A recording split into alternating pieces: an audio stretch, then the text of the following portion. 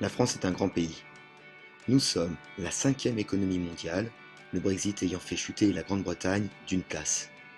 Le 7e exportateur mondial, la première destination touristique et le 2e pour l'industrie agroalimentaire. Nous devons maintenir ces excellents classements. 4 millions d'emplois en dépendent essentiellement dans les PME, ce qui représente un travailleur sur 5. En moyenne, chacun d'entre nous a dans sa famille des proches dont l'emploi dépend de ce commerce mondial. La mondialisation peut aussi avoir des conséquences difficiles et conduisent à des ajustements incompréhensibles pour celles et ceux qui ont à les vivre. Ce ne doit pas être une jungle qui nous serait imposée. Nous ne pouvons pas non plus fermer nos frontières, ce serait le déclassement de la France et donc des millions d'emplois perdus. Et cela ne ferait que nous éloigner de l'économie numérique qui par définition ne connaît pas de frontières, sauf à se couper d'internet et à créer un internet français, bref, le retour du Minitel en quelque sorte. Au contraire, nous devons proposer une réponse concertée au sein d'un grand ensemble comme l'Union européenne, comparable en taille aux États-Unis et à la Chine.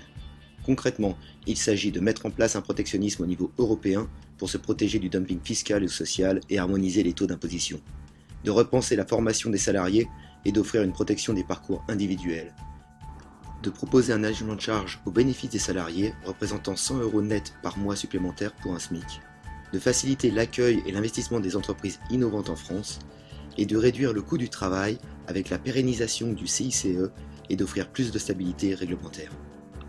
Rejoignez En Marche pour porter ensemble la France dans le monde.